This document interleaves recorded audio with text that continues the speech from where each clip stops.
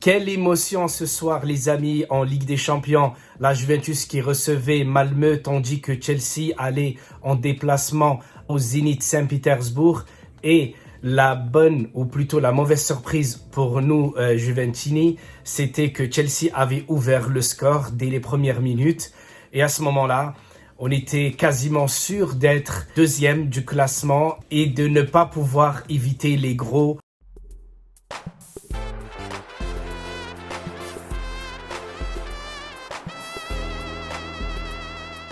Mais ça, ce n'est pas tout, les amis, parce que le contenu du match de la Juventus face à Malmö était pour moi catastrophique. Je ne comprends pas pourquoi Massimiliano Allegri ne continue pas à jouer en 4-2-3-1, ce qui a d'ailleurs été une très bonne surprise la semaine dernière en championnat et la Juventus avait plutôt bien joué. Aujourd'hui, il est parti en 3-5-2 et là, pour moi, c'était pas très bien. Tout simplement parce qu'aujourd'hui, c'était un match quand même crucial. Je pense au fond de mon cœur que Massimiliano Allegri ne croyait pas à ce scénario-là ce soir, que Chelsea, à la toute dernière seconde, allait être rejoint par le Zénith Saint-Pétersbourg et que la Juventus, c'est une Juventus d'Allegri. Elle gagne 1-0 face à Malmö avec des occasions en pagaille et beaucoup de joueurs ont croqué devant, notamment Moise Kean à plusieurs reprises. Je ne comprenais pas pourquoi il ratait toutes ces occasions-là. Je ne parle pas celle où Adrien Rabiot avait tiré et que la balle avait rebondi juste avant qu'elle touche le gardien et que le ballon revient sur Moise Kean. Non, il y a des occasions où Moise Kean avait beaucoup de choix devant lui, que ce soit pour lui qu'il tire ou bien qu'il dévie à gauche ou à droite pour ses autres coéquipiers. Et ça a été très mal perçu du côté du public. Mais le public ne regardait pas la Juventus jouer, le public était là à regarder le résultat de Chelsea.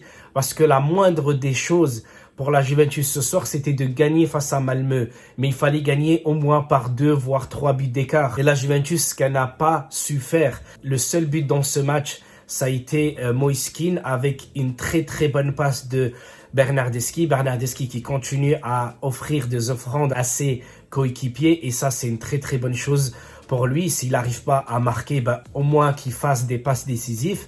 Mais par contre, le milieu de terrain, pour moi, il a été désastreux parce qu'il y avait énormément de déchets au milieu de terrain, que ce soit Arthur, Rabiot, Bentancur. Bentancur, chaque fois qu'il essaye de tirer, ça part dans les tribunes et ça, c'est dommage aussi pour la Juventus. Mais Chelsea, moi, c'est Chelsea qui m'étonne parce que Chelsea, il perdait 2-1 à la mi-temps, la Juventus qui gagnait 1-0. Pour moi, j'avais le scénario idéal pour une début de soirée magnifique car il y a la soirée, là, tout à l'heure, là, il y a le match entre le FC Bayern Munich qui reçoit le FC Barcelone et ça, il faut le regarder, les amis, parce que soit le Barça crée l'espoir et qui batte le Bayern, chose que j'en doute fortement.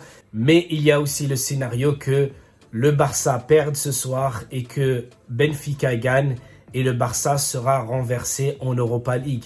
Personne ne pouvait imaginer ça juste après le départ de Lionel Messi. Revenons juste et pour finir, car il y a le match qui va bientôt commencer. Les amis, je suis content que la Juventus a gagné, mais je suis dégoûté parce que si la Juventus finit première de son groupe et en plus tu as Chelsea, le champion en titre, et que la Juventus joue de cette façon-là, c'est vraiment horrible. Je comprends ceux qui sont déçus du jeu pratiqué par le PSG, mais le PSG a des qualités mais indéniables en attaque, que ce soit Messi, Di Maria, Neymar ou bien Mbappé. La Juventus n'a que 2 voire 3 joueurs offensifs et que ils ne sont même pas à la hauteur des joueurs du PSG. Donc sur ce, les amis, je vous souhaite une excellente soirée. Je vous embrasse tous et je vous dis à très bientôt pour de nouvelles vidéos. Ciao et Forza Juve, les amis. J'espère qu'on tombera pas face à un gros, que ce soit le PSG ou un autre. Ciao.